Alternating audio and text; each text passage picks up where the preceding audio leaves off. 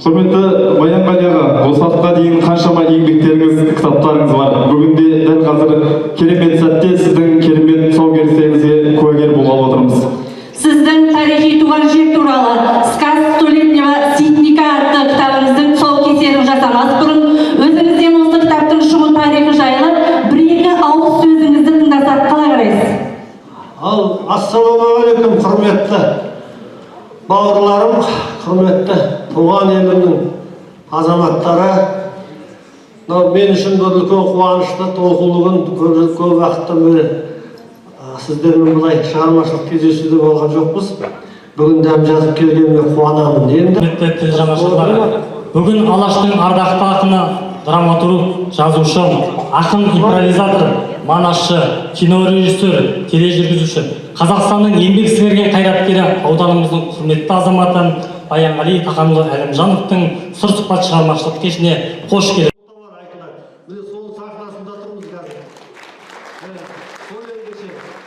Сол аңыздар жөніндегі кітапты қолдарыңызға тисе оқи жатасың, оның ішінде бірнеше повестер бар. Россия армандай дүниежүзі талай елдердің сыңайы бар. Сондай қуанышты сіздерге келіп тұрмақ. Олай болса, ендеше керемет сәттің куәгері болайық. Бүгінгі кездесуімізде ендеше болса керемет туындыңыздың тұсауын кесу үшін ортаға ауданымыздың әкімі Нұғман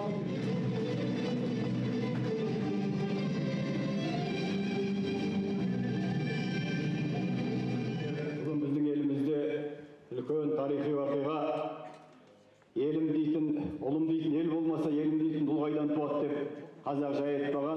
Шексіз ғалам мен сенің бір бөлшегін атты кездесу кеші болып өтті. Көкшетау халқының арбақ тұтып мақтан ететін аяулы перзенттерінің бірі асқақ дарын, ақын, драматург, жазушы, сатирик, айтыс өнерінің бүлдірі, жыршы жырау, манасшы, кинорежиссер, сценарийші, актер, әдебиет пен өнер зерттеушісі, сыншы, Қазақстанның еңбек сіңірген қайраткері, Қырғызстан композиторлар одағы мен мәдениет министрлігінің Абдулла Смалбаев атындағы халықаралық сыйлығының лауреаты, Біржан ауданының құрметті азаматы Баянғали Әлімжановпен кездесу кеші болып өтті.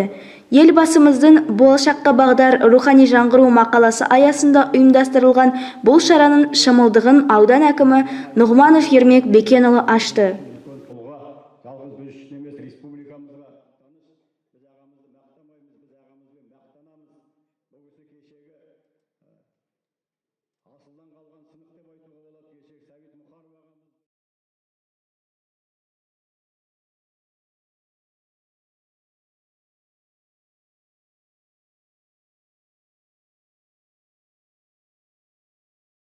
Оқуларын білеміз өтіп жатқан, басқа да талай-талай жазушылардың енді біздің елімізден шыққан осындай талантты тұлға ағамыздың оқуларын неге өткізбейміз деп, сол міне Баянғали кездесу кеші барысында Баянғали Әлімжановтың орыс тілінде жарық көрген «Сказ столетнего степняка» атты кітабының тұсаукесерімен басталды. Тұсаукесу рәсімін аудан әкімі Нұғманов, аудандық маслихат хатшысы Шәуенов, аудандық ардагерлер кеңесінің төрағасы Хамзинге берілді. Рухани жаңғыру бағдарламасы аясында білім бөлімінің жұмыс жоспарына сәйкес биылғы жылдан бастап Баянғали оқулары байқауын өткізу жоспарлаған екен. Биылғы байқау наурыз айында Кеңесші орта мектебінде болады. Алайда кездесу кешінің алдында аталмыш байқауға қатысушы оқушылардың іріктеу сайысы өткізілді. Өзіңіздің жанынан тастамай жүретін, бір жаныңызға жақын тұратын туындыңыз бар ма?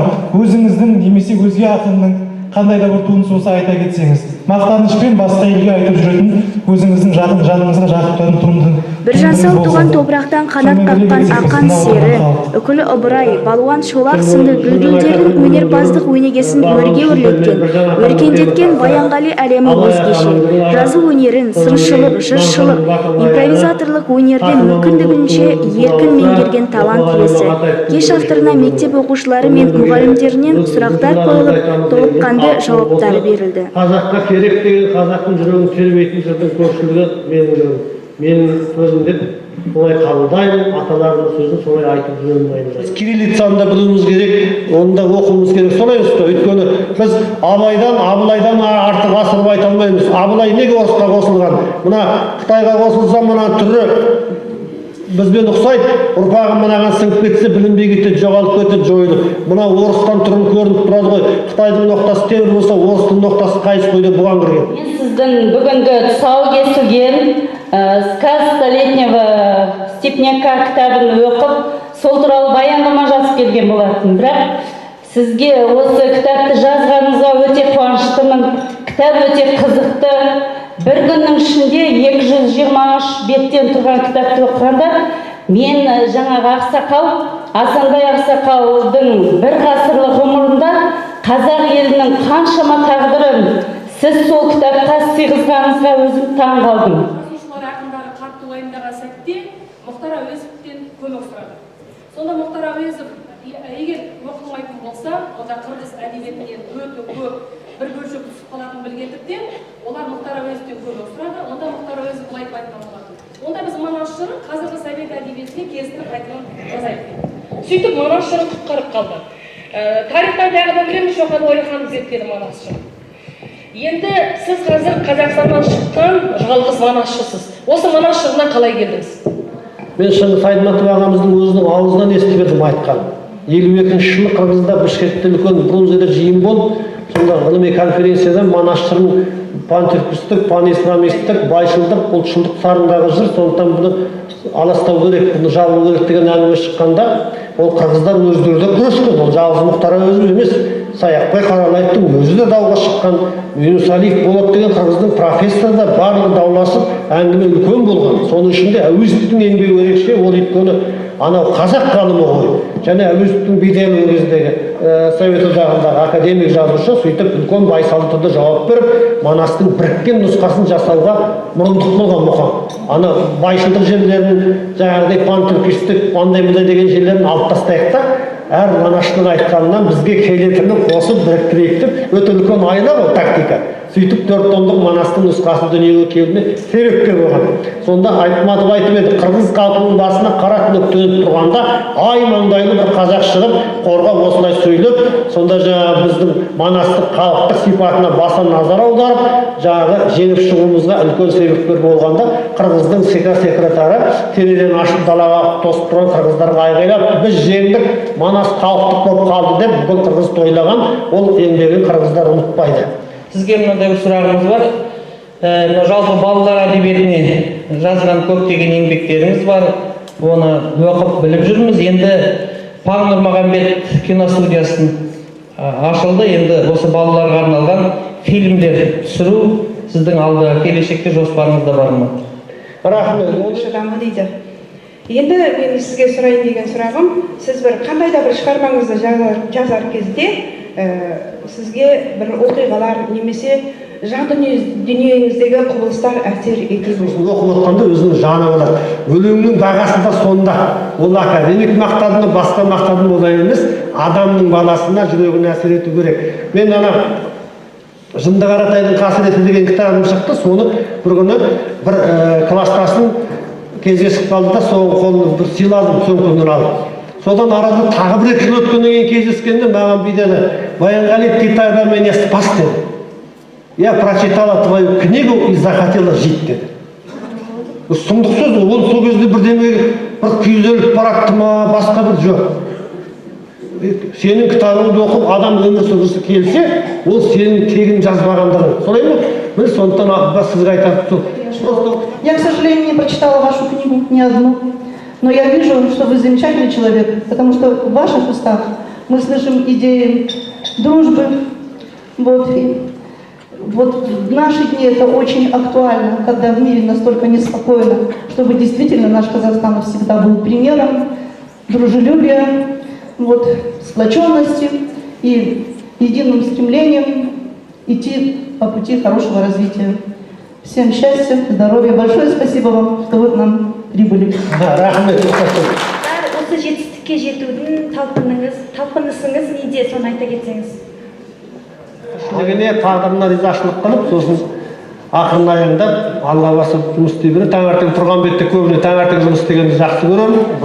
Ой келген ойларымды түсіріп, пісіріп, анау немесе жаңадан ой келмесе, бұрынғыларын пісіріп. Көкшенің өрге шықса, қара кері қайқаулап қол соғады, тамам елі. Баянғы болсын әркез өміріңіз өнерде үлгі тұтар аға менен өзіңізге жыр жолын арнай келе, мына бір екі сұрақ қойғым келеді. Кеш барысында менің әкем Тақан шал фашистке ойран салыпты, Берлинге дейін барыпты, қиратушы еді оны да 40 шақырым қалғанда соғыс бітіп қалыпты деген үзінді келтірді. Былтырғы жылы 14-17 қараша күндері аралығында Қазақстан Республикасы Мәдениет және спорт министрі Арыстанбек Мұхамедияұлының қолдауымен Германия Федеративтік Республикасының Берлин қаласында өткен жаһандық әлемдегі заманауи Қазақстан атты Қазақстан мәдениеті мен әдебиеті халықтарының форумына зиялы қауым өкілдерімен бірге барып, қатысқан іс-сапары туралы әңгімесін айтып, талғампаз шетелдіктер алдында өзінің жоғары кемеңгерлік қырымен танылып оралған әңгімесімен бөлісті. Атам Әлімжан бірінші дүниежүзілік соғысқа қара жұмысқа барған. Әкем Тақан екінші дүниежүзілік соғысқа Берлинге қарумен келсе, солардың ұрпағы мен 73 жылдан кейін неміс жеріне кітаппен келдім деген екен. Кеш соңында құрметті қонағымыз өзінің авторлық өлең жырын оқып, Манас жырынан үзінді де айтып өтті. Кеш жүргізушілері Бірсуат орта мектебінің қазақ тілі мен әдебиеті пәні мұғалімі Жантас Қасымов пен аудандық тілдерді оқыту орталығының директоры Гүлайым Ысқақова. Баянғали Әлімжановқа ел ырыстың орманы, ер ырыстың қорғаны деген халық даналығын айры сабақтастыра айтсақ, сіз ақыл ойдың бағбаны, ендеше көңіл бақшасында көкшенің жасыл орманындай жыр егінін жайқалтып өсіре беріңіз. Мынау менен сізге деп бір ақ қалпақ сыйлады. Сонан мені жақын көріп тұрды, Манас айтады деп қырғыз ғой. Сол жағы ақ қалпақ әлі тұр үйімде. Содан барып таласқа түстік. Таласта Манастың күнгөзіне Құран оқыдық. Енді келе жатсақ бір қырғыз алдына шайып, Баянхалы мынау Манастың жерінде таласта тұрып Манас айтпасаң болмайды деп қой. Ой, болмайды қой отыр, мына ағаларың сөйлесін. Шерхан Мұртазаев тұр, Кекілбаев тұр, жаңағы үлкен алып тұр. Жоқ, болмайды, сен Манас айтуың өтті. Содан әбекенің жарықтық, бұл кел, қарама деп Шерхан Мұртазаев, Қалтай Мұхамеджанов пен Әбіш Кекілбаевты қолтықтап тұрып Манас айттым жаңағы Қырғызстанның жерінде. Содан кейін яқшы орыптың ұшып бола тұрмыз ғой. Әбіш аға Қасым отыр, екеуміз бір орынға отырып қаппыз протокол бойынша. Кекілбаев. Осы дәу адам сыймайды ана. Сосын деп маған Баянғали қолымды салып отырсам бола ма деп, белімнен құшақтады. Күлдім, сосын ол госсекретар ғой біздің. Ой, әбеке, жұрт сіздің қолтығыңызға күнігі сылтау таппай жүргенде. Өзіңіз құшағыңыз жайып отырсаңыз, мен қашып жынды болыппын ба дедім. Міне осындай сапар. Впервые раз мы видим в современном мире режиссера, думающего в первую очередь о творчестве. Там у нас сначала думают о деньгах, как бюджет выделяется, а его сначала разграбят, потом говорят, вспоминают, надо же что-то снимать. И на остаток деньги это кино снимается. А вы вот делаете наоборот, мы вам благодарны, вот так вы делаете. Так что Степняк, кто из Степняка, которые переехали отсюда, они находят этот фильм, смотрят и благодарят меня. Так что, ну, когда актер играет в кино, это ужасно. Дело в том, что если вы просто припис сыграть, допустим, как Темирбек сыграл, да, зашел, сел, сыграл, ушел. Нет. Там я же был как и режиссер, как сценарист, как шофер, как кассир. В общем, вся вот эта нагрузка была на мне. Мой Нурлан, который снимался в больших кино, мне смеется. Папа говорит, ты как сумасшедший. Там же на слуги ходит человек 50, чтобы кино делать, понимаете? А у меня была группа всего 4 человека. 2 оператора, осветитель, звукач и гример. Вот.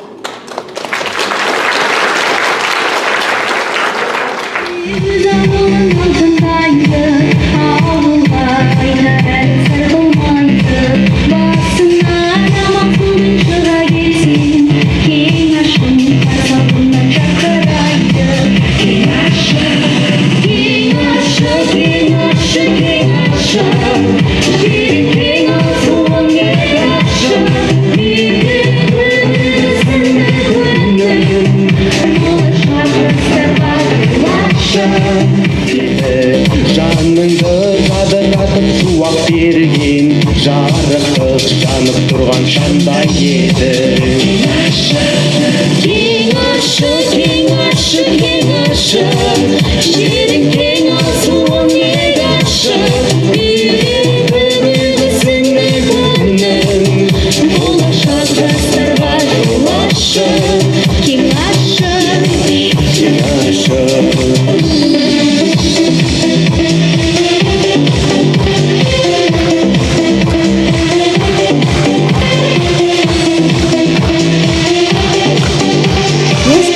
мектебінің 8 сынып оқушысы Баят Бақытгүлді Қара қызға мадақ, Казгородок орта мектебінің 11 сынып оқушысы Қанашева Айзада Нөмір мен өмір, қалалық нөмір 1 орта мектеп 8 сынып оқушысы Елизавета Заболоцкая, Қазақстан әнін Макинка орта мектебі 5 сынып оқушысы Меруерт Абжанова мен Сәуле орта мектебінің 8 сынып оқушысы Әнәс Иманғазы, Өкпелеме жаным әнін Абай атындағы нөмір 2 қазақ орта мектебінің 8 сынып оқушысы Мағжан Жұлдыз, Құлыным әнін Мақпал орта мектебінің 8 сынып оқушысы Әділхан Ризабеков орындап, өз өнерлерін ортаға салды.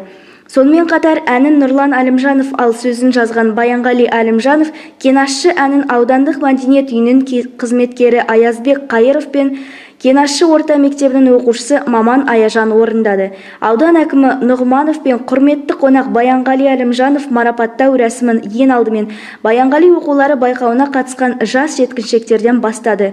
Кеш соны құрметті қонаққа алғыс хат тапсырылып, иығына шапан жабылды. Баянғали Әлімжанов Қара қызға мадақ. Аяруды әспет дейді бараңыз, ал біз мүлде ескерусіз қаламыз. Жазыңызшы мадақ жырды бізге де, күлім деді кең сабадай қара қыз.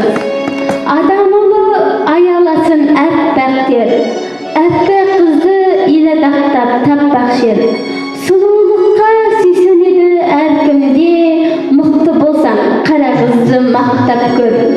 Ойнақтаған ой сөзімен шоқ басқан, тәрбиелі тыйымсызбен тоқтасқан, қараңғыны жарық қылып жылытқан, қарақаттай көзі қандай от шашқан, қара шашы сәйгүліктің жалындай, тісі маржан тілі гүлдің балындай, қара жорға қара жолда талпынып, тұңғиығы тұнып жатқан танылмай, қарға ойнаған емес орман түлкісі, көлгір емес шым жүректен күлкісі, кезген емес дүниені көзбен арбап, жүзі жарқын қисаймаған үкісі. Көлдей тұнық көңілдері қаяусыз, опадалар жақпайды олар аяусыз. Саяхатқа аңғылығы апарсам, әппақ болып көрінбей ме бояусыз. Айнымаған ата жолдан ізеткен, айналасын ізгеткен. Қара қыздың қарақазан қолында, қара арманның қасиетін күзеткен. Тастай беріп ерге берген сертінде, шалдықпаған жалт жұлдыз дертіне. Құдайынан кем көрмейтін жұбайын, күйдірмейтін қызғаныштың өртіне. Қайықпаған қаранардың шегінде, қарға тамыр қабырғалы елімде. Құрсағына құттарған қазына, қара торы ана болса тегінбе. Білмейді олар желік қуған зертеңді, көле білсең көңілі пәк көркемді. Қара қыздар қазағымның құнары, әулиедей әжелер ғой ертеңгі. Аталардан ықыласпен баталған, қаймықпайтын қара бұлттай қаһары. Көрсең қара қыздан қабылан боп туғансың, қалың қазақ қара қазақ атанған.